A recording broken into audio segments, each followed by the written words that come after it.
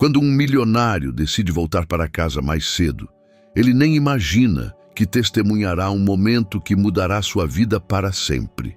Ao abrir as portas de sua mansão, ele encontra a filha da faxineira com seus gêmeos em uma situação tão surpreendente e chocante que o mundo parece desmoronar diante de seus olhos. Uma tarde de terça-feira em São Paulo, cheirava a chuva de outono e aos gases das avenidas movimentadas. Ricardo Almeida fechou o laptop com a precisão de quem organiza um documento importante. 45 anos de vida o ensinaram que cada gesto tem seu lugar, cada decisão tem consequências e cada momento deve ser aproveitado ao máximo. Sua empresa de consultoria acabara de fechar um contrato de 20 milhões de reais, mas em vez de satisfação, ele sentia apenas um vazio. Saiu do prédio comercial perto da Avenida Paulista 1 hora mais cedo do que o habitual. Não disse a ninguém o porquê. Simplesmente sentiu uma necessidade súbita de voltar para sua casa em Alphaville, onde o silêncio e a rotina o esperavam. Seu Mercedes classe S preto deslizava silenciosamente pela cidade. O motorista, seu fiel motorista, Cláudio, mantinha um silêncio discreto, acostumado aos humores de seu empregador. A casa na Rua das Acácias parecia a mesma, imponente, estéril, perfeita. Ricardo entrou pela porta principal, os sapatos de couro estalando suavemente no piso de mármore do hall. Geralmente, a essa hora, a casa estava imersa em silêncio. Os gêmeos, Arthur e Sofia, passavam as tardes com a babá, Dona Agnes, ocupados em brincadeiras silenciosas em seu próprio mundo, um mundo ao qual ele não conseguia acessar. Mas desta vez era diferente. De algum lugar do fundo da casa vinham sons. Ricardo parou no meio do caminho. Não poderiam ser seus filhos. Eles não faziam tais exclamações alegres. Os gêmeos de 4 anos, nascidos com surdez profunda, geralmente eram cercados por um silêncio interrompido apenas por suas próprias tentativas desajeitadas de comunicação. Ele seguiu pelo corredor em direção ao jardim de inverno, tentando pisar sem fazer barulho. Quanto mais se aproximava, mais claros ouvia as risadas e as vozes infantis. Seu coração disparou. Talvez Dona Agnes tivesse ligado alguma caixa de som, mas ele nunca antes tinha ouvido seus filhos reagirem a sons. Escondeu-se atrás de uma pesada cortina creme e por uma fresta espiou o jardim de inverno. O que viu fez o mundo parar. No piso de mármore frio estava sentada uma garotinha, talvez de 6 anos, com um vestido rosa amassado e cabelos presos em um rabo de cavalo desleixado. Suas mãos se moviam no ar com a graça de uma bailarina, traçando formas e gestos que pareciam ter um significado profundo. E o mais importante, Arthur e Sofia respondiam a ela na mesma língua. Ricardo sentiu as pernas fraquejarem. Nunca antes tinha visto seus filhos tão animados, tão presentes. Sofia, geralmente tímida e retraída, gesticulava com entusiasmo e seu rosto irradiava felicidade. Arthur, que sempre parecia perdido em seu próprio mundo, ria alto e imitava os movimentos da menina. A criança apontou algo para fora, em direção ao jardim, e depois juntou as mãos em forma de telhado sobre a cabeça. Os gêmeos balançaram a cabeça energicamente e começaram a apontar para algo.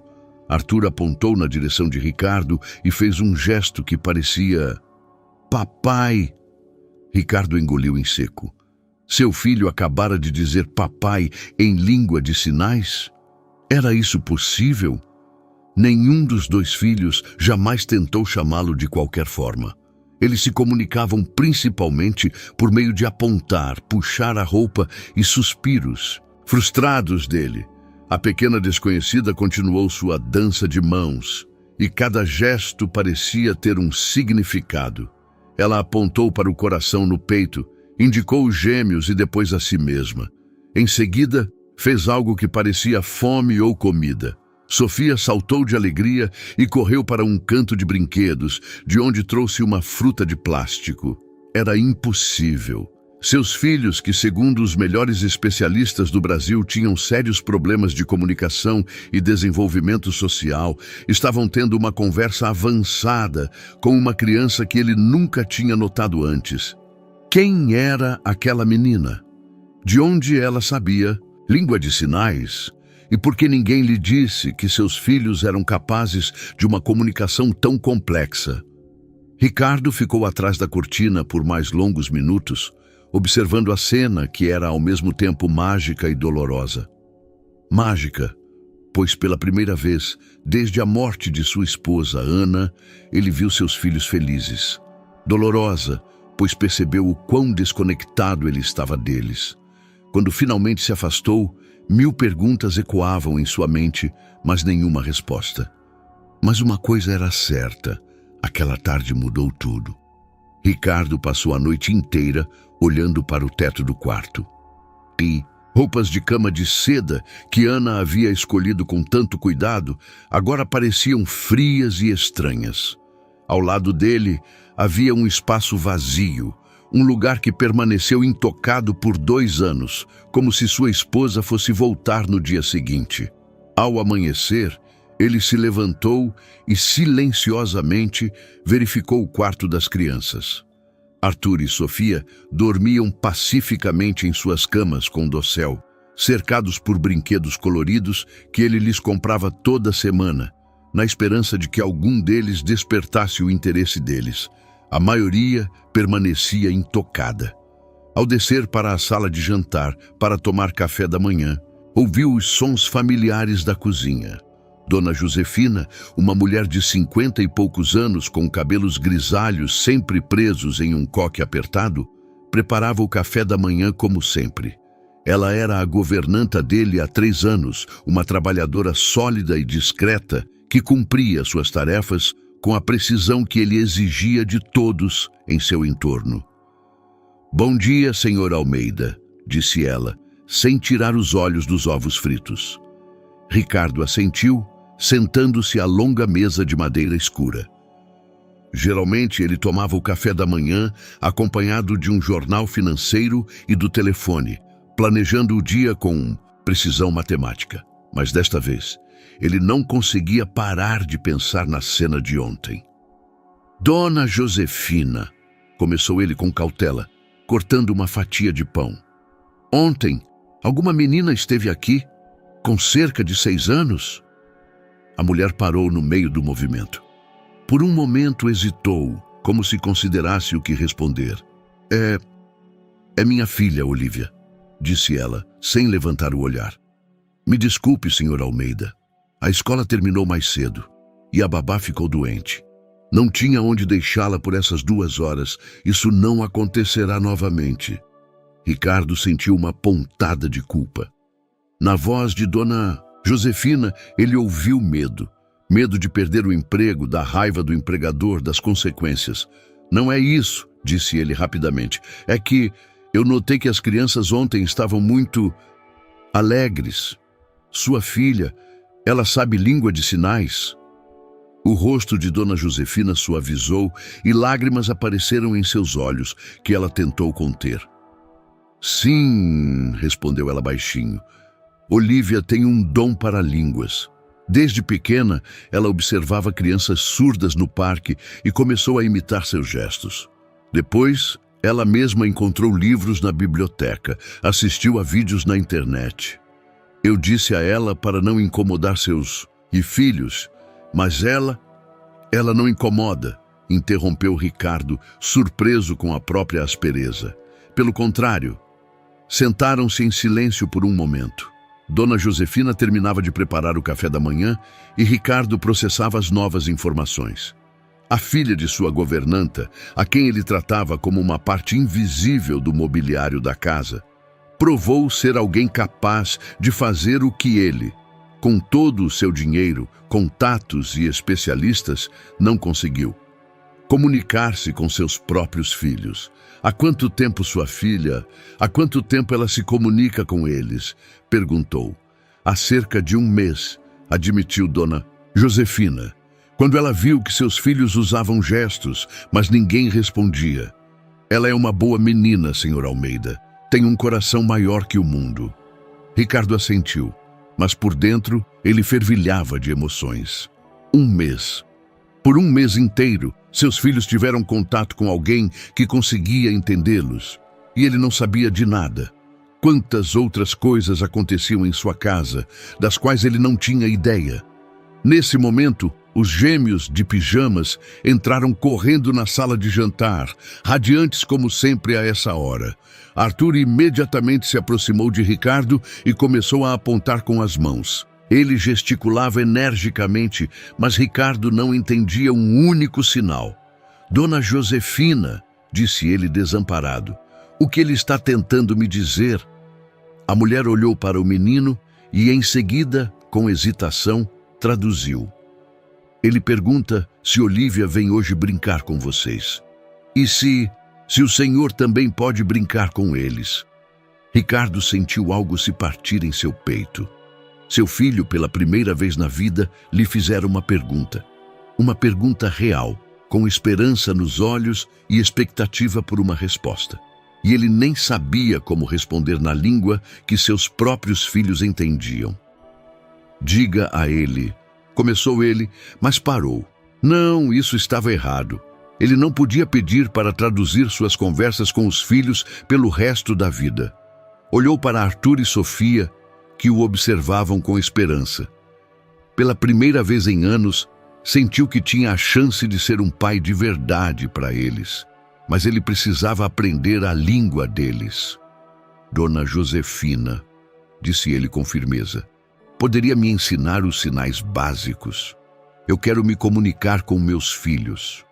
As 2 semanas seguintes foram para Ricardo como um curso intensivo de sobrevivência em um país estrangeiro. Todas as noites, ao voltar do escritório, Dona Josefina lhe dedicava 1 hora para ensinar os gestos básicos. Sua filha, Olívia, inicialmente tímida na presença do severo senhor da casa, gradualmente se tornou sua professora mais paciente. Não assim, dizia ela com a seriedade de uma menina de 6 anos, corrigindo a posição de seus dedos. Obrigado é assim, e você precisa sorrir, senão não é a mesma coisa. Ricardo, que passou anos construindo um império empresarial, tropeçava nos sinais mais simples, como uma criança aprendendo a andar. Suas mãos grandes, acostumadas a assinar contratos, pareciam desajeitadas e atrapalhadas nesta nova língua de gestos. Mas as crianças notaram. Pela primeira vez, Arthur e Sofia olhavam para o pai com algo mais do que indiferença. Quando ele tentou dizer, eu amo vocês, e confundiu os gestos, resultando em eu gosto de cenouras, Sofia explodiu em risadas. Foi o som mais bonito que ele ouviu desde a morte de Ana. À noite, quando as crianças já dormiam, Ricardo sentava-se em seu escritório e assistia a vídeos instrutivos no YouTube. O homem que 1 mês antes não conseguia encontrar tempo para ler uma história para os filhos, agora estudava até tarde cada gesto, cada movimento de mão, que pudesse aproximá-lo de Arthur e Sofia. Olívia se tornou um elemento constante nas tardes da casa dos Almeida. Ricardo contratou oficialmente Dona Josefina como babá das crianças fora do horário escolar de sua filha, aumentando também seu salário. Ele argumentou razões práticas, mas a verdade era outra. Pela primeira vez em anos, sua casa fervilhava de vida.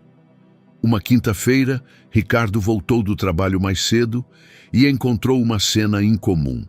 Na sala de estar, entre os sofás brancos de couro e as luminárias de design, as crianças organizaram um teatro de gestos. Olívia contava um conto de 3 ursos, usando apenas as mãos e a expressão facial, e os gêmeos lhe forneciam os adereços, almofadas como camas para os ursos, uma caneca como tigela para cachinhos dourados. Arthur foi o primeiro a notar o pai.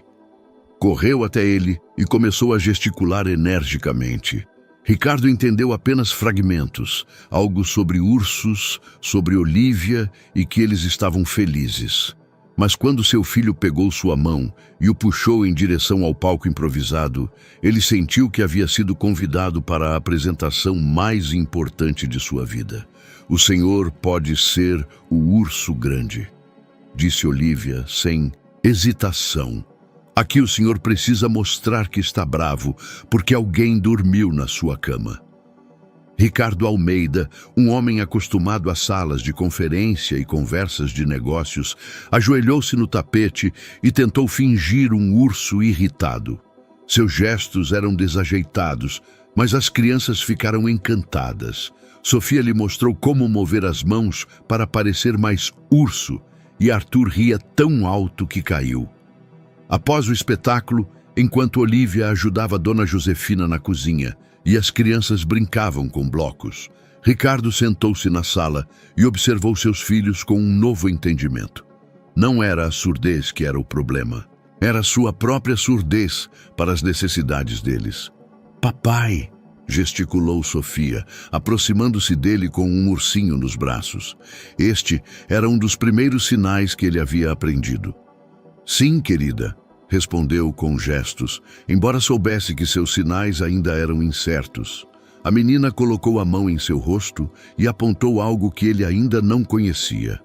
Olivia, que observava a cena da soleira, traduziu baixinho. "Ela diz que te ama e que você é o melhor pai do mundo quando brinca com eles."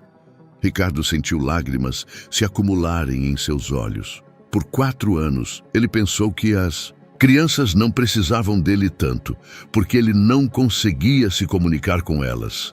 Descobriu-se que elas estavam apenas esperando o tempo todo para que ele tentasse. Naquela noite, pela primeira vez desde a morte de sua esposa, Ricardo entrou no quarto das crianças antes de dormir, não apenas para verificar se elas estavam dormindo. Sentou-se na beira da cama de Sofia e desajeitadamente mostrou-lhe "boa noite" e "eu te amo". A menina respondeu da mesma forma e depois o abraçou tão forte quanto se nunca quisesse soltá-lo. Arthur, da outra cama, mostrou-lhe algo novo, um gesto que parecia ficar. Ricardo ficou. Pela primeira vez em anos, ele se sentou à beira das camas de seus filhos, segurando suas mãos até que adormecessem. E pela primeira vez em muito tempo, ele sentiu que estava exatamente onde deveria estar. Após um mês de aprendizado, Ricardo começou a perceber coisas que antes não via. Todas as manhãs, ao se preparar para o trabalho, ele observava pela janela de seu escritório Olivia passeando pelo jardim com os gêmeos. Ela lhes mostrava os nomes das flores, das cores, ensinava-os a descrever o tempo. Seu jardim, impecavelmente mantido, que sempre fora apenas uma decoração, de repente se tornou um lugar cheio de vida e significados. Mas quanto mais aprendia, mais se conscientizava do abismo que o separava dos filhos nos últimos anos. Cada novo gesto era como uma peça de quebra-cabeça reencontrada, que mostrava a imagem do que ele havia perdido. Todas aquelas noites inquietas, quando ele pensava que os gêmeos eram simplesmente difíceis, quando ele explicava o comportamento deles por atrasos do desenvolvimento, falta de concentração, problemas decorrentes da surdez. Na realidade, Arthur e Sofia tentaram se comunicar com ele desde o início, só que ele não entendia a língua deles. Em uma sexta-feira à noite, enquanto voltava do escritório carregado com uma pasta cheia de documentos, encontrou um movimento incomum no hall de entrada. Dona Josefina estava arrumando as coisas de Olivia em uma pequena mochila, e a menina se despedia dos gêmeos de uma forma que parecia definitiva. "O que está acontecendo?", perguntou ele, tirando o casaco. Dona Josefina olhou para ele com constrangimento e depois desviou o olhar. "Senhor Almeida, hoje um médico da escola da Olivia veio até mim. Alguém se queixou de que minha filha está ensinando métodos de comunicação inadequados. Falaram sobre a língua de sinais poder prejudicar o desenvolvimento dos seus filhos." Ricardo sentiu o sangue subir à cabeça. Quem se queixou? Ele não disse. Mas o médico também disse que Olivia deveria se concentrar em suas aulas e não... Ela parou, olhando para as crianças, que observavam a conversa com apreensão. Era impossível. Alguém estava tentando acabar com a única coisa que trouxe alegria à vida de seus filhos? E em nome de algum prejuízo teórico? Olivia se aproximou dele e, puxando a lapela do paletó, mostrou-lhe algo com gestos. Seus pequenos dedos se moviam rapidamente, nervosamente. Ricardo não entendeu tudo, mas viu o desespero em seus olhos. Ela pergunta se fez algo errado, traduziu baixinho Dona Josefina, e se ela pode continuar brincando com eles. Ricardo ajoelhou-se diante da menina, de modo que seus rostos estivessem no mesmo nível. Pela primeira vez, olhou-a diretamente nos olhos e viu o que deveria ter percebido meses atrás. Uma criança sábia e empática que desinteressadamente presenteou sua família com um dom que ele nem sabia que existia. Olivia, disse ele lentamente, tentando usar os gestos que havia aprendido. Você não fez nada de errado. Você procurou o sinal certo. Você ajudou nossa família. A menina assentiu, mas seus olhos ainda mostravam incerteza. Naquela noite, depois que Dona Josefina e Olivia saíram, Ricardo sentou-se em seu escritório e pensou. Alguém em seu círculo considerava que a felicidade de seus filhos era inadequada. Alguém preferia ver Arthur e Sofia tristes e isolados do que se comunicando de uma forma que não se encaixava em algum padrão. Ele navegou pela internet em busca de informações sobre terapia para crianças surdas. Tudo o que encontrava estava dividido em dois campos: os defensores dos métodos tradicionais, que consideravam a língua de sinais como último recurso, e aqueles que a viam como uma forma natural de comunicação para a comunidade surda. Mas Ricardo não era um teórico. Era um pai que, por um mês, observou seus filhos florescerem. Viu Arthur contar-lhe sobre seus sonhos pela primeira vez, usando gestos. Ouviu a risada de Sofia enquanto jogavam Adivinhe o Animal, apenas com as mãos. Viu sua casa, que antes parecia um museu, tornar-se um lar de verdade. No dia seguinte, ligou para o Dr. Noronha, o pediatra de longa data dos gêmeos. Ricardo, fico feliz que esteja ligando, disse o médico. Eu justamente queria falar com você. Recebi informações preocupantes sobre os métodos que você está usando em casa.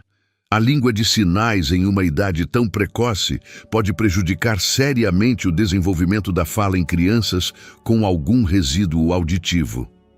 Doutor, interrompeu Ricardo, meus filhos estão felizes pela primeira vez em anos.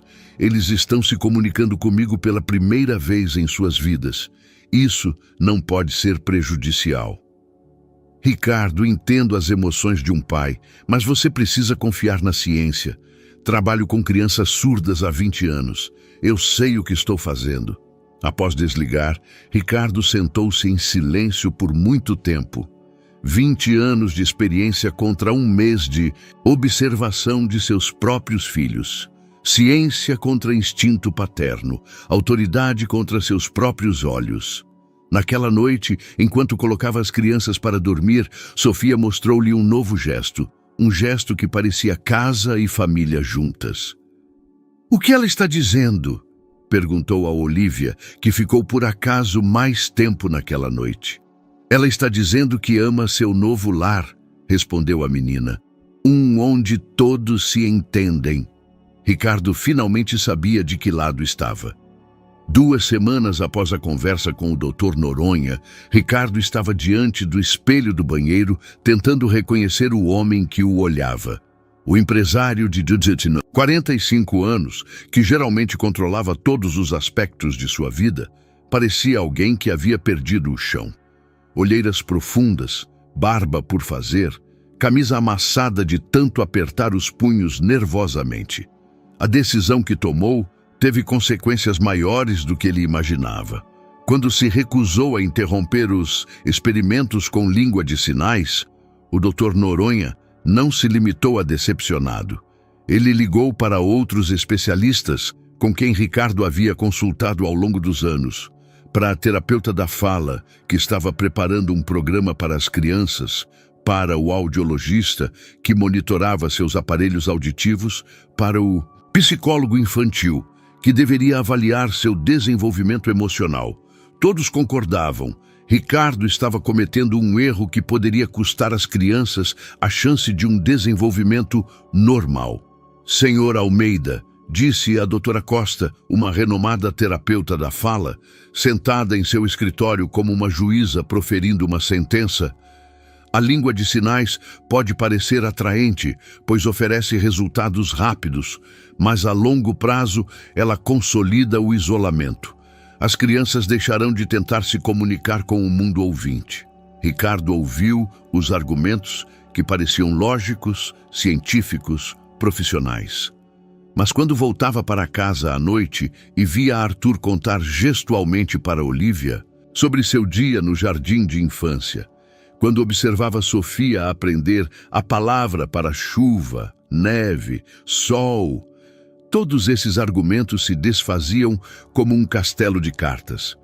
O problema era que ele começara a duvidar de suas próprias observações. Talvez ele realmente estivesse vendo o desenvolvimento das crianças através de óculos cor-de-rosa. Talvez seu desespero em encontrar qualquer conexão com Arthur e Sofia o estivesse fazendo exagerar seus progressos. A situação se complicou ainda mais quando começaram a surgir problemas na empresa.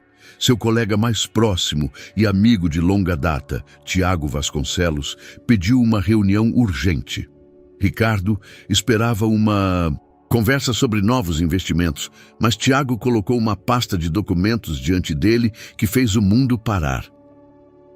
Ricardo, precisamos conversar, disse Tiago, evitando seu olhar. A auditoria fiscal detectou irregularidades contábeis, grandes irregularidades. Os documentos falavam por si. Nos últimos 2 anos, alguém vinha desviando sistematicamente fundos das contas da empresa para contas privadas. As somas chegavam a milhões de reais e todas as transações foram autorizadas por Tiago. Como isso é possível? Ricardo olhou para seu sócio, um homem em quem confiava como um irmão. Tiago, mas você... Eu sei como isso parece, interrompeu ele. Mas não fui eu. Alguém usou minhas permissões, meus códigos de acesso. Ricardo, alguém nos armou. As horas seguintes foram um pesadelo. Reuniões com advogados, conversas com auditores, tentativas de descobrir o que realmente aconteceu.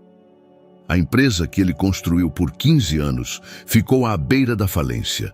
Contratos foram suspensos, clientes começaram a retirar seus acordos, a mídia escrevia sobre a escândalo de milhões na empresa de consultoria paulistana.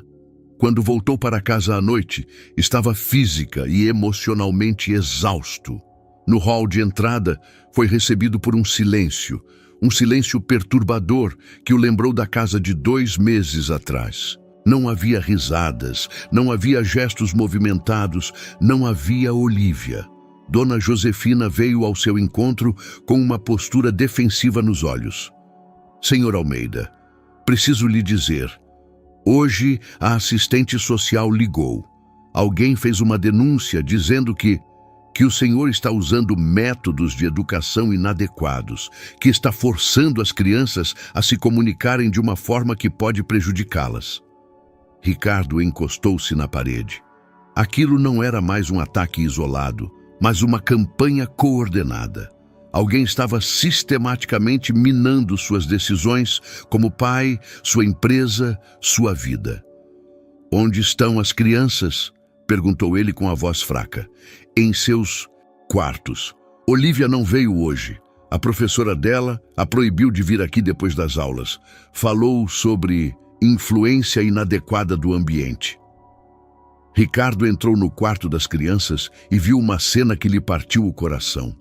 Arthur e Sofia estavam sentados no chão, cada um em seu canto, brincando com brinquedos em silêncio. Não tentavam se comunicar entre si. Voltaram ao seu antigo mundo isolado. Quando ele as notou, Sofia correu até ele e começou a gesticular desesperadamente. Ela apontou algo sobre Olívia, sobre o quanto ela sentia falta dela, sobre o porquê de sua amiga não vir. Ricardo ajoelhou-se e abraçou a filha, tentando responder com gestos, mas suas mãos tremiam tanto que os sinais eram ilegíveis. Pela primeira vez em meses, ele se sentiu impotente na comunicação com seus próprios filhos. Arthur aproximou-se deles lentamente e mostrou algo que parecia uma pergunta.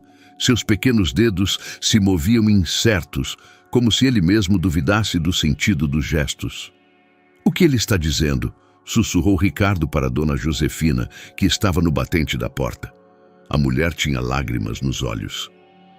"Ele pergunta se fez algo errado. Se é por isso que ele não pode mais falar com Olívia. E se o Senhor ainda o ama, agora que ele não consegue mais dizer nada para você." Naquela noite, pela primeira vez desde a morte de sua esposa, Ricardo chorou. Chorou de impotência, de raiva, de desespero. Seus filhos foram privados da única coisa que os fazia felizes. Sua empresa estava em ruínas e ele próprio estava diante de uma escolha entre o que os especialistas lhe diziam e o que seu coração de pai lhe dizia. No dia seguinte, ele teria que tomar uma decisão que determinaria o futuro de sua família. Ricardo acordou às 4 da manhã com a decisão já tomada. Não foi uma decisão de razão ou cálculo, foi uma decisão de um coração de pai que por um mês viu a verdadeira felicidade de seus filhos e não ia permitir que ninguém lhe tirasse isso. Às 8 da manhã, ele já estava em seu escritório, mas não para lidar com a crise financeira. Ele navegou na internet em busca de informações sobre centros que usavam a língua de sinais como método básico de comunicação com crianças surdas. Encontrava-os principalmente no exterior, na Suécia, Dinamarca, alguns estados dos Kessenwa. Mas encontrou algo mais. A doutora Ana Clara Pereira, da Universidade de São Paulo, uma linguista especializada em Libras, língua brasileira de sinais. Ligou para ela, sem esperar por uma hora adequada. "Doutora Clara, meu nome é Ricardo Almeida. Tenho gêmeos de 4 anos com surdez profunda e preciso da sua ajuda." A mulher do outro lado da linha tinha uma voz agradável e calma. "Ouço o senhor, senhor Almeida. Em que posso ajudar?" Durante a próxima meia hora, Ricardo contou toda a história. Do primeiro olhar para Olívia, se comunicando com seus filhos, passando por um mês de aprendizado e progresso, até a crise atual. Doutora Clara ouviu sem interromper. "Senhor Almeida", disse ela finalmente, "o que o senhor descreve é completamente natural. Crianças surdas que têm contato com a língua de sinais desde cedo se desenvolvem cognitiva e emocionalmente muito melhor do que aquelas privadas desse acesso. O senhor não está fazendo nada de errado, pelo contrário. Mas todos os especialistas dizem... Todos? Realmente todos?" Uma nota de ironia apareceu em sua voz. "Senhor Almeida, o senhor pode me dizer quantos desses especialistas realmente conhecem a língua de sinais? Quantos deles têm experiência com adultos surdos que a usam desde a infância?" Essa pergunta foi como um raio. Ricardo percebeu que nenhum dos médicos com quem conversou demonstrava conhecimento da língua de sinais. Todos falavam dela teoricamente como um último recurso, como uma barreira de comunicação, mas nenhum mostrou um único gesto. "Gostaria de me encontrar com o senhor", disse doutora Clara, "e com seus filhos. Posso ir hoje à noite?" Quando Ricardo voltou para casa naquele dia, encontrou uma cena que confirmou seus piores medos. Dona Josefina estava sentada à mesa da cozinha, com documentos espalhados na frente dela. Olívia, pela primeira vez em semanas, estava com ela, mas parecia uma criança que perdeu sua melhor amiga. "Senhor Almeida", Dona Josefina ergueu os olhos chorosos para ele. Hoje, a curadora do juizado de menores veio até mim. Alguém entrou com um pedido para verificar as condições de criação dos seus filhos. Disseram que o senhor está usando métodos experimentais que podem prejudicá-los. Ricardo sentiu uma onda de raiva percorrer seu corpo. Alguém não estava apenas atacando sua empresa, mas agora estava tentando tirar seus filhos dele. E tudo em nome do bem deles. Dona Josefina, pode me dizer os nomes de todos os especialistas que me aconselharam recentemente a parar de usar a língua de sinais? A mulher listou os nomes familiares. Dr. Noronha, Doutora Costa, Professor Machado da Clínica de Audiologia. E algum deles já tentou se comunicar com Arthur e Sofia usando gestos? Dona Josefina balançou a cabeça. Não, senhor Almeida. Eles sempre falaram sobre as crianças, nunca para as crianças. Nesse momento, os gêmeos entraram na sala de estar. Estavam mais silenciosos do que o normal, mas quando viram Olívia, seus rostos se iluminaram como o sol. Arthur correu até a menina e começou a gesticular tão rápido que suas pequenas mãos eram quase invisíveis. Ele lhe contou sobre tudo o que havia acontecido na última semana, sobre o quanto ele a sentia falta, sobre o fato de que ele não entendia por que eles não podiam brincar. Olívia respondeu no mesmo ritmo e, de repente, parou e olhou para Ricardo.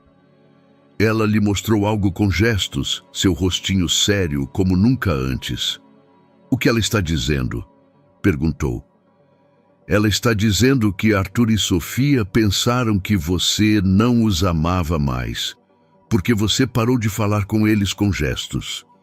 E que ela também estava com medo de ter feito algo errado. Ela pergunta se pode dizer a eles que tudo ficará bem.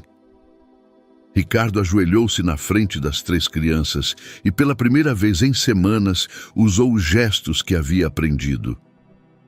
Olívia, diga a eles que eu os amo. Diga a eles que ninguém pode nos impedir de nos entendermos. E diga a eles que nunca mais vou deixar que alguém nos diga como devemos nos comunicar. Às 7 da noite, a campainha tocou. Na soleira estava uma mulher pequena, quarentona, com cabelos curtos grisalhos e um olhar cheio de vida. Assim que cruzou o limiar, começou a se comunicar com gestos. Suas mãos se moviam com uma graça e fluidez que Ricardo nunca tinha visto antes. Arthur e Sofia ficaram fascinados. Com esta doutora, eles não precisavam ter medo. Ela não os olhava como um problema a ser resolvido. Ela falava com eles como com pessoas de verdade. Fazia perguntas sobre seus brinquedos, sobre o que gostavam de fazer, sobre sua amiga Olívia. Senhor Almeida, disse doutora Clara finalmente, enquanto as crianças brincavam na sala de estar. Seus filhos são inteligentes, emocionalmente maduros e têm uma incrível capacidade de comunicação. O que o senhor está fazendo não é apenas correto, é essencial para o desenvolvimento deles. Mas todos dizem, todos que não conhecem a realidade da vida das pessoas surdas. Interrompeu-a suavemente. Senhor Almeida, o senhor sabe que a comunidade surda considera a língua de sinais sua comunicação natural e não uma deficiência. É uma língua completa com sua própria gramática, sintaxe, cultura. Naquela noite, ao colocar as crianças para dormir, Ricardo sentiu pela primeira vez em semanas uma sensação de paz. Sofia lhe mostrou um novo gesto que havia aprendido com doutora Clara, esperança. Sim, querida, respondeu com gestos, esperança. As 2 semanas seguintes foram para Ricardo como uma luta, em 2 frentes. De dia, ele lidava com a salvação da empresa.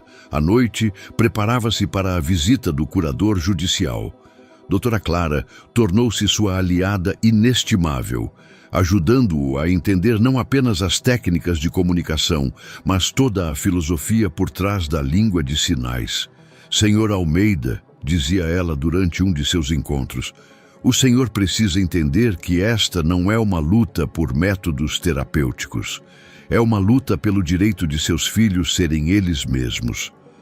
Na comunidade surda, não vemos a surdez como uma deficiência, mas como uma diferença cultural. Ricardo inicialmente teve dificuldade em absorver essa perspectiva. Durante anos, ele pensou na surdez de Arthur e Sofia como um problema a ser resolvido, uma barreira a ser superada. Doutora Clara lhe mostrou algo completamente diferente: a possibilidade de que seus filhos pudessem ser membros plenos da sociedade, comunicando-se em uma língua que lhes é natural. Mas, ao mesmo tempo, a situação na empresa se tornava cada vez mais complicada. Tiago, seu sócio de longa data, foi preso em relação a acusações de malversação. Embora ele ainda garantisse sua inocência, as evidências pareciam esmagadoras. Ricardo se viu em uma situação em que teve que não apenas defender sua empresa, mas também tomar a dolorosa decisão de romper os laços com seu amigo mais antigo. "Você não entende, Ricardo", disse Tiago durante uma de suas últimas conversas, enquanto estava preso. "Alguém nos armou. Alguém que conhecia nossos procedimentos, nossos códigos de acesso. Não fui eu." Ricardo queria acreditar nele. Tiago foi a testemunha de seu casamento com Ana, o padrinho dos gêmeos, a única pessoa que esteve com ele nos momentos mais difíceis após a morte de sua esposa. Mas os fatos eram implacáveis. Assinaturas, autorizações, transferências, tudo apontava para Tiago.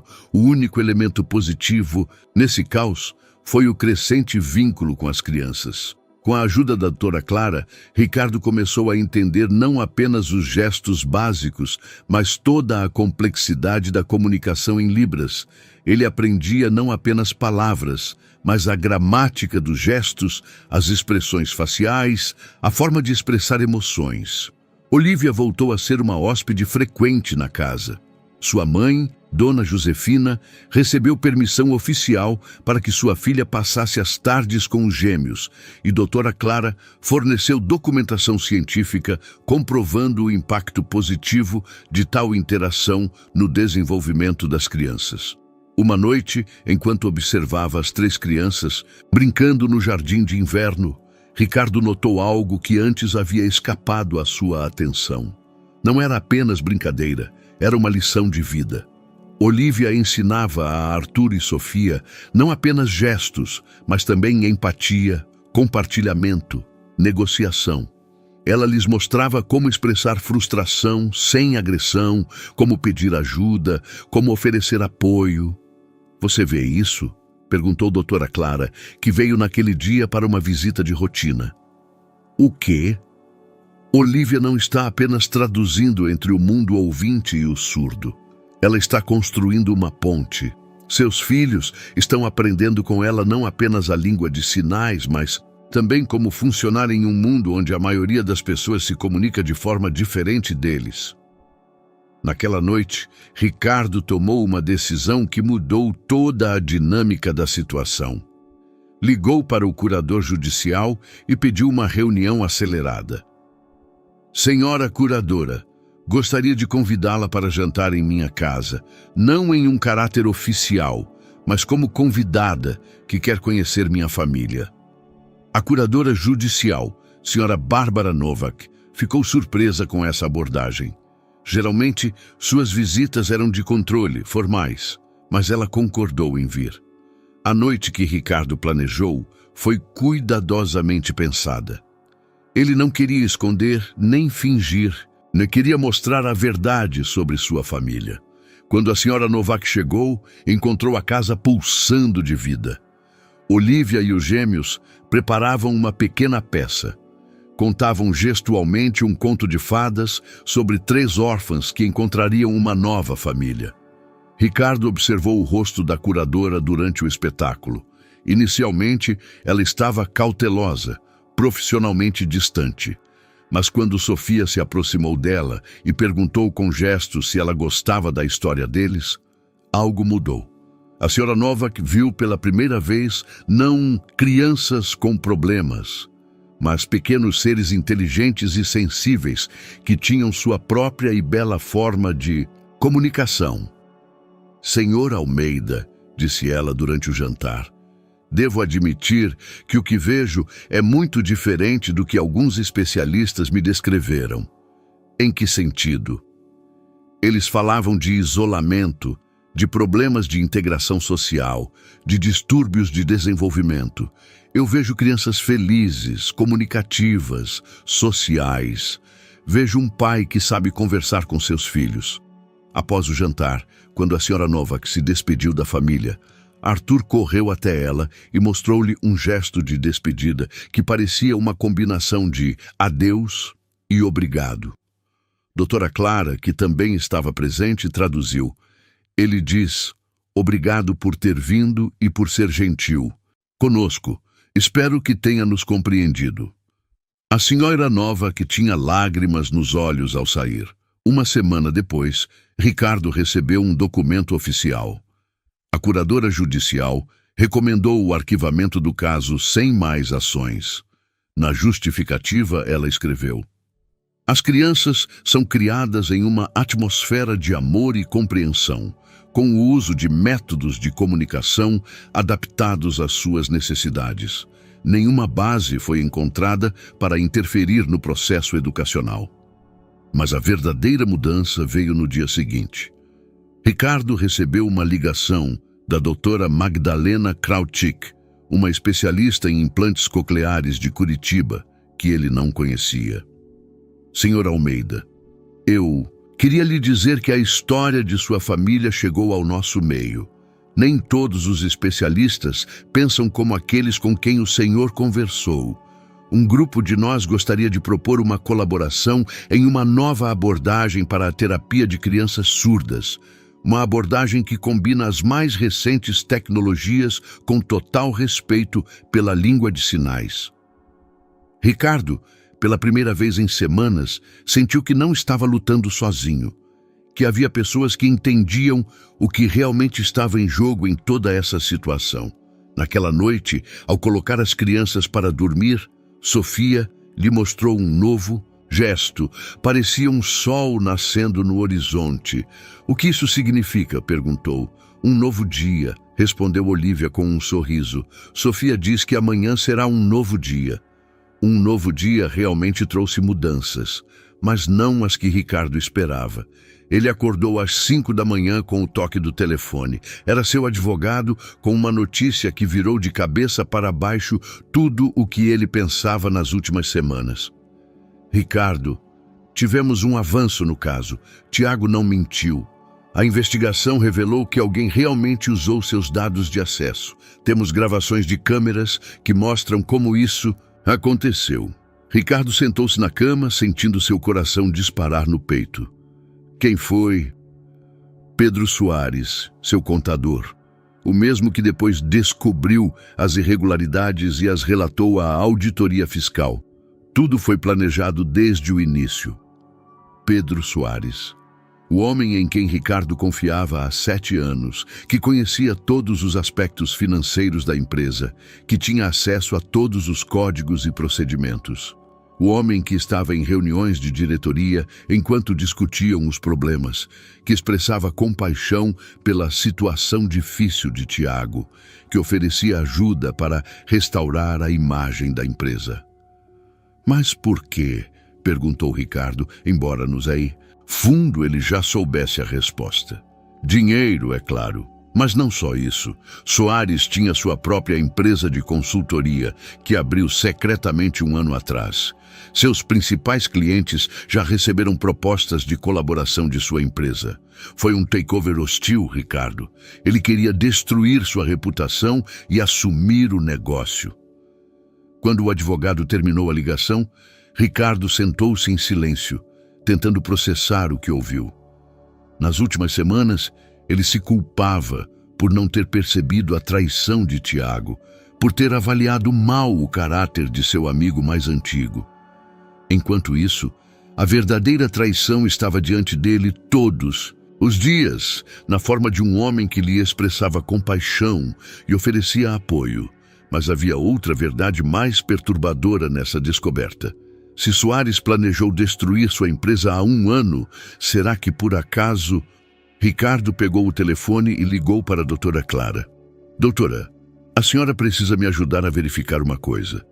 Pode me dar os nomes dos especialistas que mais se opuseram à minha decisão de usar a língua de sinais? 15 minutos depois, ele teve a resposta que confirmou seus piores pressentimentos. Dr. Noronha, doutora Costa, professor Machado, todos eram pacientes de uma clínica privada, de neurologia pertencente à esposa de Pedro Soares.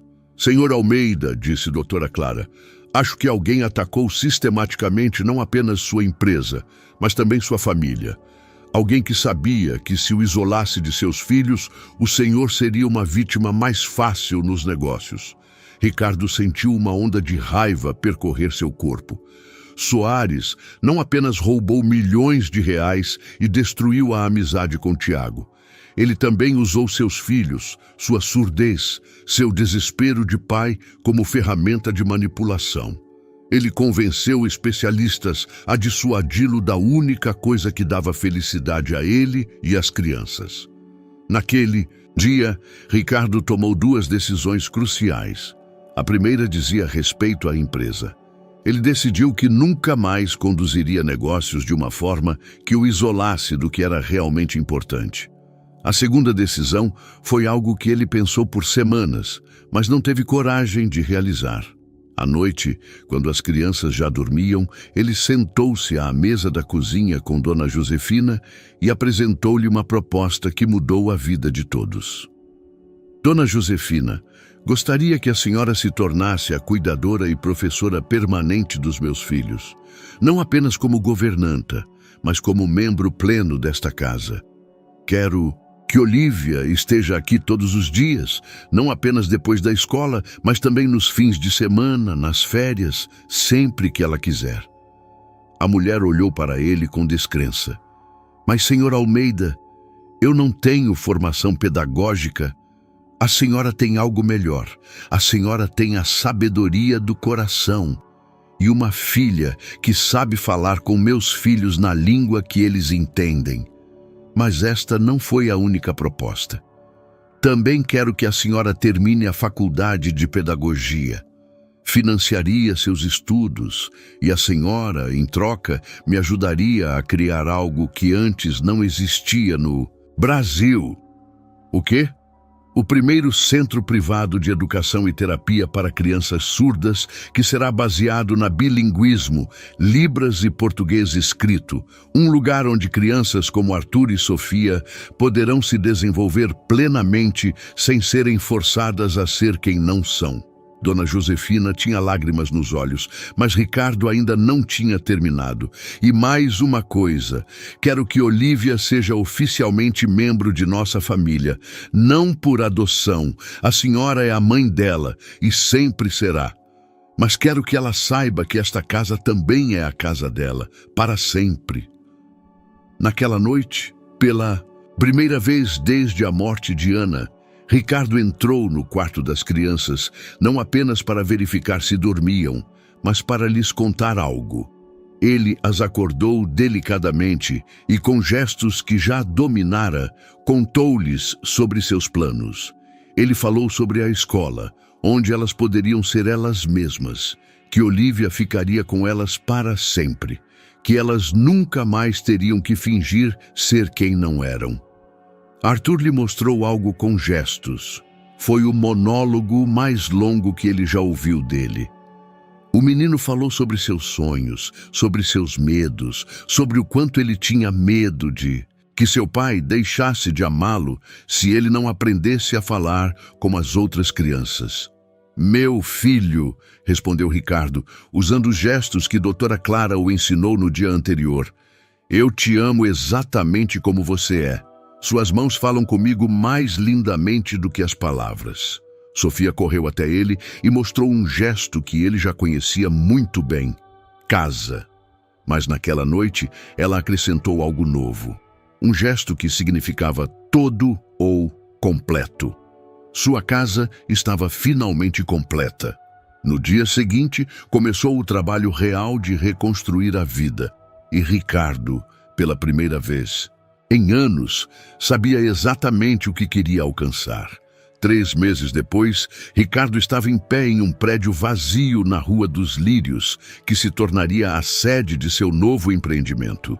Com ele estavam Doutora Clara, Dona Josefina, em um novo tailleur. Ela era agora oficialmente sua substituta e coordenadora do programa educacional, e um arquiteto especializado em projetar espaços para pessoas com deficiência. Aqui será a sala principal de brincadeiras com iluminação que não projeta sombras, para que as crianças possam ver claramente os gestos, explicou o arquiteto, apontando para o interior iluminado. E ali organizaremos um mini-teatro onde poderão apresentar suas peças em libras. Ricardo ouvia, mas ao mesmo tempo observava Arthur, Sofia e Olívia, que corriam pelos cômodos vazios, imaginando como seria o lugar quando estivesse pronto. Seu entusiasmo era contagiante. Pela primeira vez em suas vidas, elas tinham um espaço projetado especialmente para elas, onde não precisariam se adaptar ao mundo dos ouvintes. Mas o caminho até este momento não foi fácil. Após a divulgação do escândalo Soares, Ricardo recuperou a maior parte dos fundos roubados, mas o processo de reconstrução da reputação da empresa durou meses. Alguns clientes voltaram com pedidos de desculpas, outros permaneceram desconfiados. Tiago, após sair da prisão, precisou de tempo para voltar à vida normal. A amizade entre eles foi se reconstruindo lentamente, mas algumas feridas eram profundas. Sabe, Ricardo, disse Tiago durante um de seus encontros, durante essas semanas na prisão pensei muito sobre como é fácil perder tudo, sobre o que é realmente importante. E a quais conclusões você chegou? Que você tomou a decisão certa, com as crianças, com a língua de sinais, com toda essa mudança. Eu sabia por anos que algo estava errado com a maneira como você vivia, mas não tive coragem de dizer. O que você quer dizer? Após a morte de Ana, você se tornou como um robô. Tudo tinha que ser perfeito, controlado, previsível, mas a vida não é assim. As crianças não são assim. Talvez tudo o que aconteceu tenha sido necessário para que você finalmente começasse a viver de verdade. Tiago estava certo. Ricardo realmente sentiu que, pela primeira vez em anos, estava vivendo plenamente. Cada dia trazia novos desafios relacionados à construção do centro, mas também novas alegrias relacionadas à observação do desenvolvimento das crianças. Arthur e Sofia floresceram no novo ambiente. Doutora Clara organizava encontros para eles com outras crianças surdas de São Paulo, o que foi uma revelação para os gêmeos. Pela primeira vez, eles conheceram crianças que se comunicavam da mesma forma que eles e descobriram que não estavam sozinhos. Pai, gesticulou Sofia em uma noite, enquanto voltavam de um encontro de grupo de apoio para famílias com crianças surdas. Todas as crianças surdas são tão inteligentes? Ricardo riu alto. Sua filha acabara de descobrir que a surdez não significava limitações intelectuais, mas apenas uma forma diferente de comunicação. Olívia se tornou não apenas uma tradutora, mas também uma ponte entre os mundos. Sua mãe, Dona Josefina, matriculou-se em um curso noturno de pedagogia e a cada semana tornava-se uma colaboradora cada vez mais confiante. Ricardo observava como a mulher, que por anos foi apenas uma governanta no fundo, descobria seus talentos organizacionais e pedagógicos. Mas o verdadeiro avanço ocorreu quando Agnieszka Kaczmarek, uma jovem de 30 e poucos anos com diploma de psicologia e surda desde o nascimento, se candidatou ao centro. Doutora Clara me contou sobre o seu projeto, disse ela em gestos durante a primeira reunião, enquanto uma das voluntárias traduzia para Ricardo, cujas habilidades em Libras ainda eram limitadas ao básico. Sou psicóloga, mas também uma pessoa surda que lutou a vida inteira pelo direito de ser eu mesma no mundo dos ouvintes. Agnieszka contou sua história. Como ao longo dos anos ela foi forçada a ir a um logopeda, como foi proibida de usar gestos na escola, como lutou pelo direito de estudar com um intérprete de Libras, e depois como adulta, ela ajudaria outras crianças surdas a evitar essas experiências dolorosas. Quero trabalhar em seu centro, disse ela. Não como alguém para curar, mas como alguém que mostrará às crianças que é possível ser surdo e feliz, educado, realizado. Ricardo sabia que havia encontrado a peça que faltava no quebra-cabeça. Agnieszka se tornou a primeira psicóloga em tempo integral do centro e sua presença mudou toda a dinâmica do trabalho. À noite, quando voltavam para casa após mais um dia de preparativos, Ricardo notou que Arthur estava escondendo algo. O menino olhava furtivamente para o pai, como se quisesse dizer algo, mas hesitasse. "O que está acontecendo, filho?" perguntou com gestos. Arthur aproximou-se dele e, muito seriamente, mostrou uma longa sequência de gestos. Ricardo entendeu apenas fragmentos, mas foi o suficiente para sentir seu coração apertar de emoção. "Olivia, pode me traduzir?" pediu. A menina, que se tornou uma tradutora especialista, ouviu atentamente os gestos de Arthur. Ele diz que ama a nova escola, mas o que ele mais ama é que finalmente pode te contar sobre seus sonhos. E que sonhou com a mamãe, que lhe dizia com gestos que tinha orgulho dele. Ricardo engoliu em seco. Ana, sua esposa, que morreu antes que os filhos completassem 2 anos, antes que alguém pensasse em aprender Libras. Arthur se lembrava dela em seus sonhos, imaginou-a como alguém que poderia se comunicar com ele. "Diga a ele", sussurrou para Olivia, "que a mamãe tem orgulho com certeza e que eu também tenho orgulho dele todos os dias." Naquela noite, ao colocar as crianças para dormir, Ricardo, pela primeira vez desde a morte de Ana, pensou nela sem dor. Pensou em como ela ficaria feliz vendo em quem seus filhos estavam se tornando. Como ela teria orgulho do caminho que ele escolheu para a família. Sofia lhe mostrou um novo gesto. Parecia um coração se expandindo e ocupando cada vez mais espaço. "O que isso significa?" perguntou. "Amor que cresce", respondeu Olivia. "Sofia diz que o amor de vocês cresce a cada dia e que em breve será grande o suficiente para todas as crianças que vierem para a nova escola." Ricardo sorriu. Sua pequena filha entendeu a essência do que estavam construindo melhor do que a maioria dos adultos.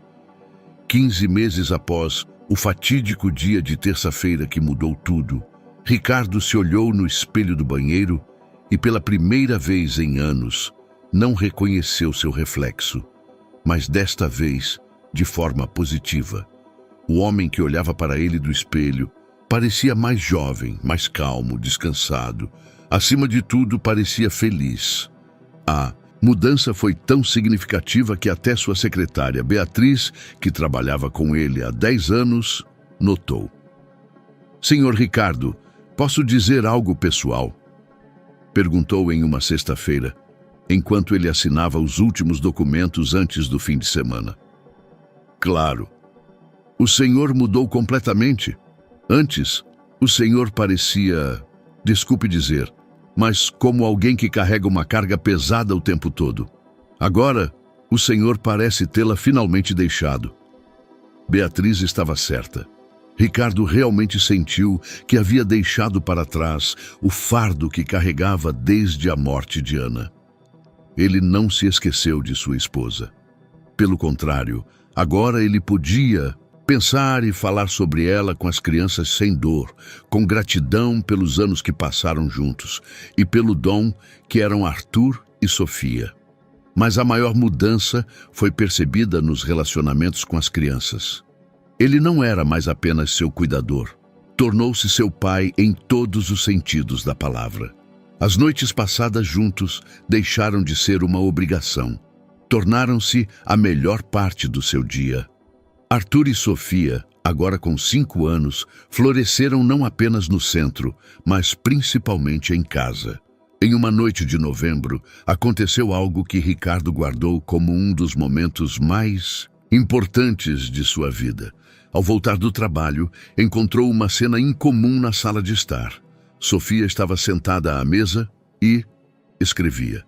Sua pequena mão segurava um lápis e rabiscava letras no papel. "O que você está fazendo, querida?" perguntou com gestos. A menina ergueu o rosto radiante para ele e mostrou a folha. Estava escrito: "Eu te amo, pai." "Agnieszka me ensinou a escrever palavras em português", gesticulou Sofia com orgulho. "Agora posso te escrever cartas." Ricardo ajoelhou-se ao lado da filha, sentindo seu coração subir à garganta. Por todos esses meses, ele se concentrou em aprender a língua de sinais, sem perceber que as crianças também estavam aprendendo o português, escrito paralelamente. Sofia já conseguia escrever não apenas papai e amo, mas também seu nome, o nome do irmão, Olivia, mamãe.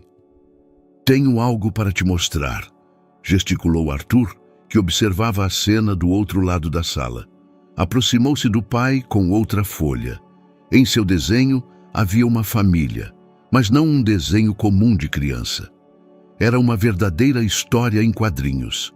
Via-se a casa onde moravam, o centro onde estudavam, o parque onde brincavam. E, acima de tudo, havia mãos, grandes, pequenas, gesticulando, abraçando.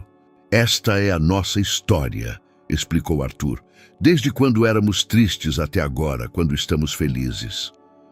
Naquela noite, ao colocar as crianças para dormir, Ricardo, pela primeira vez, perguntou-lhe sobre o futuro. "O que vocês querem fazer quando forem grandes?" A resposta de Sofia o surpreendeu. "Eu quero ser como a Agnieszka, ajudar outras crianças surdas a não terem medo de si mesmas." Arthur tinha outros planos. "Eu quero construir pontes, pontes de verdade, mas também como as do nosso centro." Nesse momento, Ricardo entendeu que seus filhos não apenas aceitaram sua surdez, mas a transformaram em força. Eles não pensavam em si mesmos como pessoas com deficiência, mas como membros de uma comunidade que tem sua própria língua, sua própria cultura, seu próprio lugar no mundo. No dia seguinte, ele chegou ao centro mais cedo do que o habitual. Queria observar em silêncio as crianças entrando no prédio pela manhã. O que viu confirmou suas mais ousadas esperanças. Mikhail Kowalski, que meio ano atrás se escondia atrás das pernas de sua mãe, agora gesticulava energicamente com um grupo de colegas. Anna Kowalska, uma menina com desafios de desenvolvimento adicionais, estava sentada em círculo com outras crianças e lhes contava, algo com gestos, e todas ouviam com interesse. Piotr Wojcik, filho da mãe solteira, ria alto de uma piada que alguém contou em libras. Mas o mais importante foi o que ele viu nos olhos dos pais. O Sr. Novak, que meio ano atrás parecia derrotado, agora conversava com outros pais sobre os sucessos de sua filha. A Sra. Kowalska estava organizando um grupo de apoio para mães. A Sra. Wojcik se matriculou em um curso de intérprete de Libras. "Como vocês lidam com tudo isso?" perguntou o Sr. Nowak, olhando para Ricardo com o desespero que ele conhecia bem de sua própria experiência.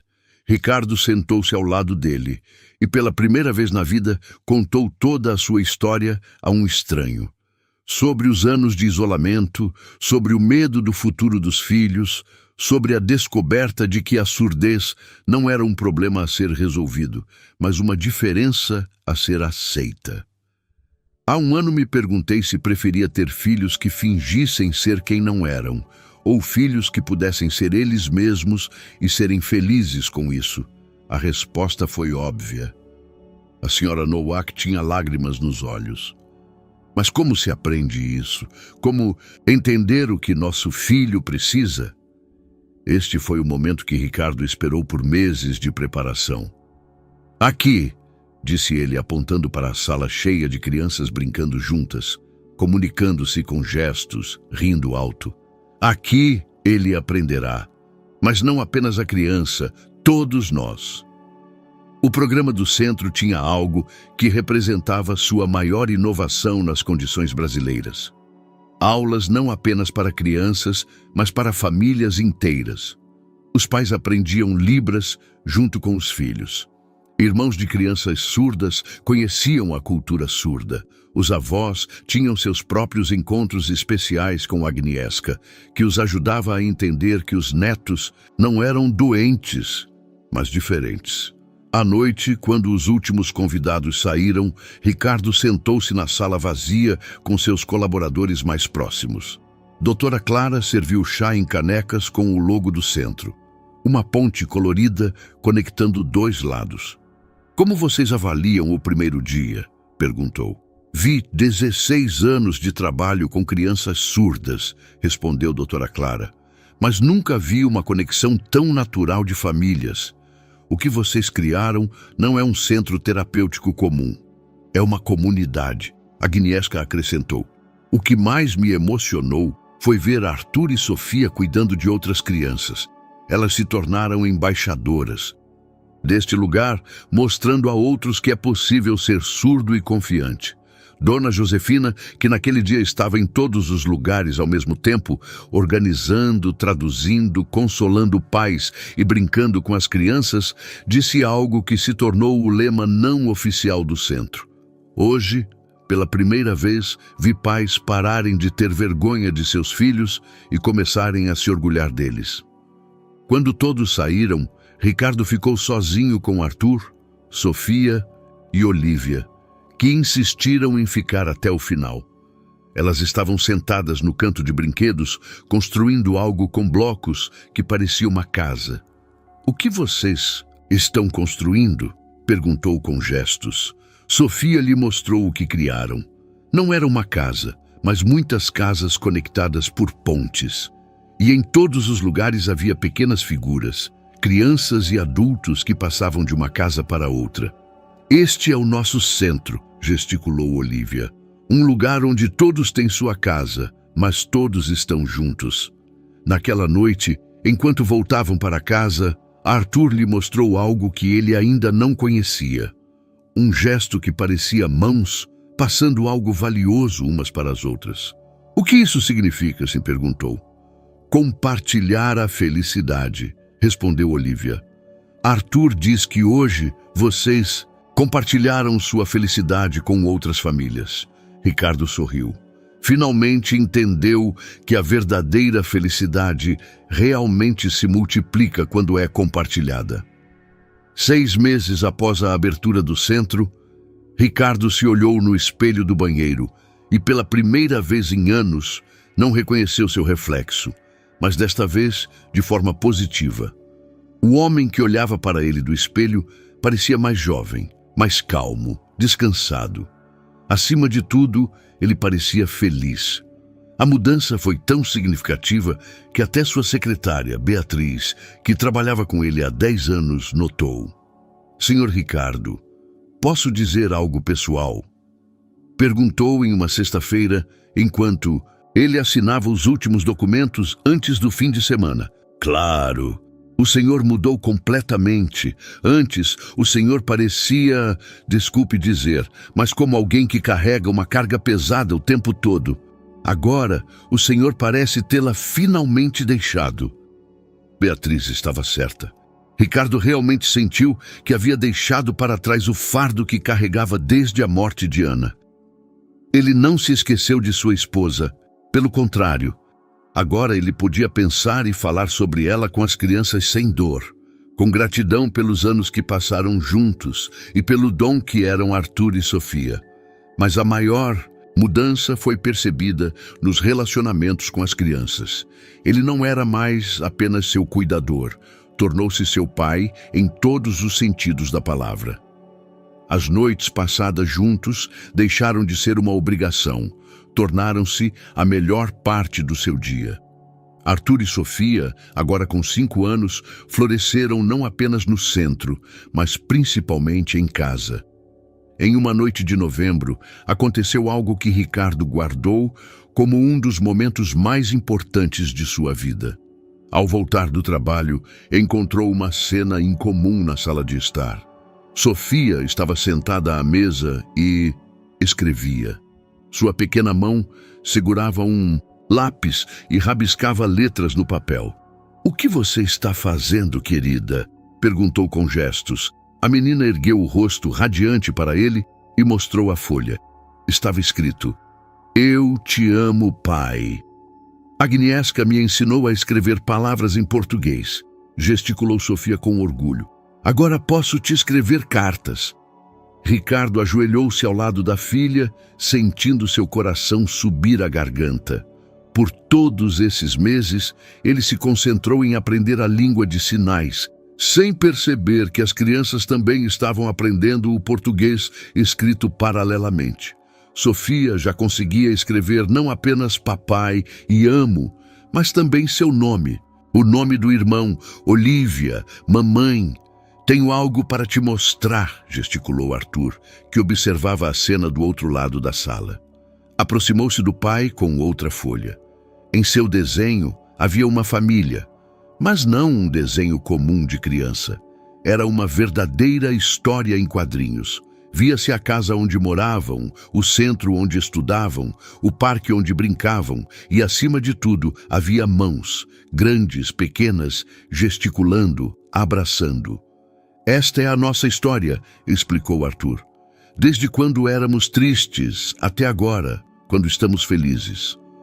Naquela noite, ao colocar as crianças para dormir, Ricardo, pela primeira vez, perguntou-lhes sobre o futuro. "O que vocês querem fazer quando forem grandes?" A resposta de Sofia o surpreendeu. "Eu quero ser como a Agnieszka, ajudar outras crianças surdas a não terem medo de si mesmas." Arthur tinha outros planos.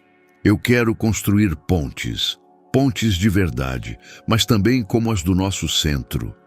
Nesse momento, Ricardo entendeu que seus filhos não apenas aceitaram sua surdez, mas a transformaram em força. Eles não pensavam em si mesmos como pessoas com deficiência, mas como membros de uma comunidade que tem sua própria língua, sua própria cultura, seu próprio lugar no mundo. No dia seguinte, ele chegou ao centro mais cedo do que o habitual. Queria observar em silêncio as crianças entrando no prédio pela manhã. O que viu confirmou suas mais ousadas esperanças. Mikhail Kowalski, que meio ano atrás se escondia atrás das pernas de sua mãe, agora gesticulava energicamente com um grupo de colegas. Anna Kowalska, uma menina com desafios de desenvolvimento adicionais, estava sentada em círculo com outras crianças e lhes contava algo com gestos, e todas ouviam com interesse. Piotr Wojcik, filho da mãe solteira, ria alto de uma piada que alguém contou em libras. Mas o mais importante foi o que ele viu nos olhos dos pais. O Sr. Novak, que meio ano atrás parecia derrotado, agora conversava com outros pais sobre os sucessos de sua filha. A Sra. Kowalska estava organizando um grupo de apoio para mães. A Sra. Wojcik se matriculou em um curso de intérprete de Libras. "Marcos", disse Dra. Clara, aproximando-se dele, "você tem consciência de que criou algo mais do que um centro educacional?" "O que você quer dizer?" "Você criou uma família de famílias, uma comunidade que durará anos. Essas crianças crescerão juntas, se apoiarão, mudarão o mundo." À tarde, Ricardo recebeu um telefonema que o fez sentir um orgulho que nunca experimentou antes. "Estou ligando do Ministério da Educação", disse uma voz ao telefone. "Gostaríamos de convidá-lo para uma conferência sobre inovações na educação de surdos. Seu modelo de trabalho com famílias tem potencial para se tornar um padrão para todo o país." À noite, enquanto estava em casa com Arthur, Sofia e Olivia, a quem ele sempre pensou como um terceiro filho, ele contou sobre o telefonema do ministério. "O que isso significa?", perguntou Sofia. "Significa que outras crianças em todo o Brasil poderão ter uma escola como a de vocês. Olivia, que embora ouvinte, se tornou uma tradutora fluente entre os mundos, perguntou: "E nós, continuaremos juntos?" Ricardo abraçou todos os três e disse com gestos: "Sempre estaremos juntos. Esta é a nossa família, e uma família não termina, apenas cresce." Naquela noite, deitado na cama, Ricardo pensou no caminho que percorreram naquele ano e meio. Do isolamento à comunidade, do desespero à esperança, do silêncio à comunicação verdadeira. Mas, acima de tudo, pensou que amanhã seria mais um dia cheio de possibilidades e que pela primeira vez em anos ele estava ansioso por isso. Um ano após a abertura do centro, no primeiro aniversário daquele memorável dia de terça-feira, quando Ricardo viu Olivia pela primeira vez conversando com seus filhos, a maior celebração da história dos pontes de comunicação estava sendo preparada. Não era apenas uma celebração do sucesso, mas uma verdadeira revolução na abordagem brasileira para a educação de crianças surdas. O ministro da Educação aceitou pessoalmente o convite para a conferência Pontes entre Mundos, que Ricardo organizou com uma equipe dos mais renomados especialistas do país. Nos últimos meses, o modelo desenvolvido no centro de São Paulo foi testado em Curitiba, Porto Alegre e Belo Horizonte, com resultados igualmente espetaculares. Mas para Ricardo, o verdadeiro sucesso não era medido em estatísticas ou reconhecimento oficial. Era medido pelo que ele viu naquela manhã, quando entrou no centro às 7, 2 horas antes do início oficial da celebração. Na sala principal, um grupo de 12 crianças de 3 a 8 anos estava sentado em círculo, todas surdas, todas se comunicando fluentemente em Libras. Mas não era uma manhã comum no centro. As crianças estavam preparando uma peça que apresentariam na gala da noite. Arthur, agora com 6 anos e atuando como líder informal do grupo, organizava o ensaio. Suas mãos se moviam com a graça de um intérprete experiente, enquanto ele explicava às crianças mais novas como contar gestualmente a história de uma criança que encontrou sua voz. "Lembrem-se", gesticulou para seus amigos, "esta não é uma peça para ouvintes. Esta é a nossa história contada em nossa língua. Se eles não nos entenderem, o problema é deles, não nosso." Ricardo sentiu um arrepio de orgulho. Seu filho, que 2 anos antes era uma criança triste e isolada, agora falava com uma confiança digna de um adulto. Sofia, que se tornou uma verdadeira artista dos gestos, mostrava às crianças mais novas como expressar emoções através da linguagem corporal. Suas pequenas mãos traçavam histórias no ar tão belas que Ricardo lamentou que todas as crianças do mundo não pudessem experimentar essa forma de comunicação. "Pai!" Olivia correu até ele, interrompendo sua observação. Agora, com 8 anos, ela se tornou a intérprete oficial do centro e uma de suas funcionárias mais valiosas. "Pode verificar se traduzi bem o texto para as placas?" Ela lhe mostrou grandes placas coloridas com inscrições em 3 idiomas: português, Libras, na forma de ilustrações de gestos, e inglês. Era um manifesto que as crianças queriam apresentar aos convidados. Não somos crianças que precisam ser consertadas. Somos crianças que precisam ser compreendidas. Nossa língua não é pior que a de vocês. É apenas diferente. Nossos corações batem como os de vocês. Nossos sonhos são tão grandes quanto os de vocês. Dê-nos a chance de mostrar quem somos, em vez de nos dizer quem deveríamos ser. Ricardo leu o texto 2 vezes, sentindo lágrimas se acumularem em seus olhos. Essas palavras não foram escritas por um adulto. Foi o trabalho coletivo das crianças do centro, sua própria mensagem para o mundo.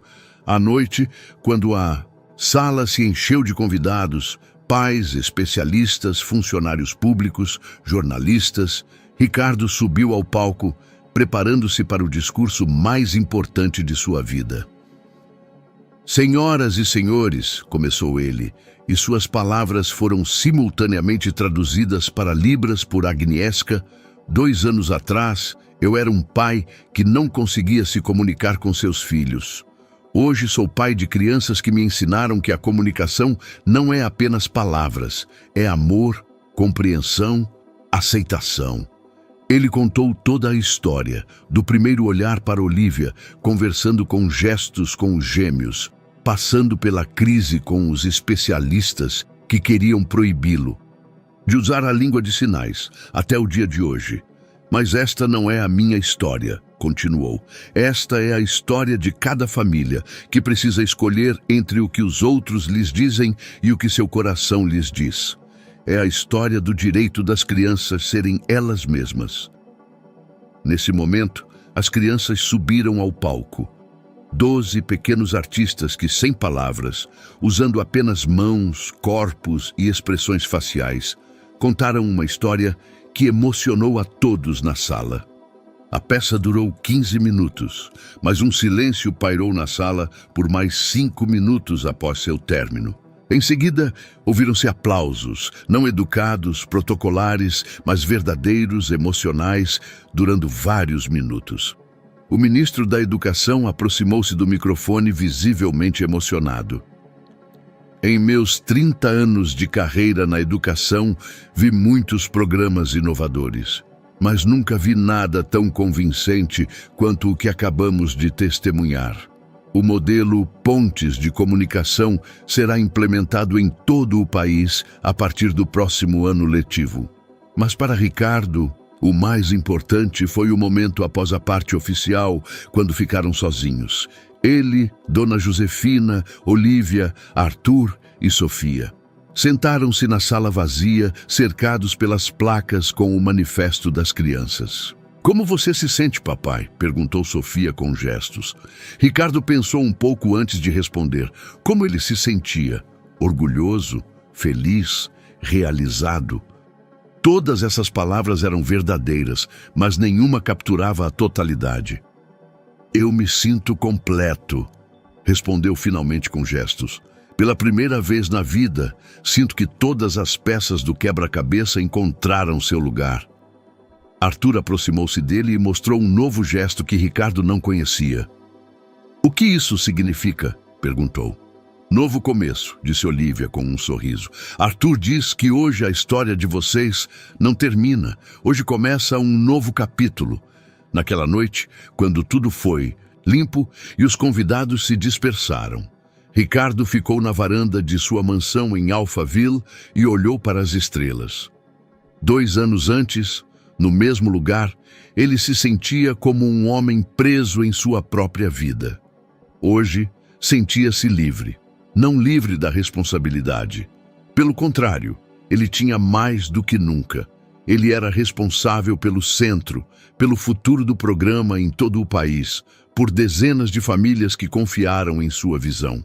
Mas ele estava livre do medo, livre da sensação de que não sabia como ser pai, livre da crença de que seus filhos eram um problema a ser resolvido. Finalmente, ele era apenas ele mesmo, e isso era suficiente.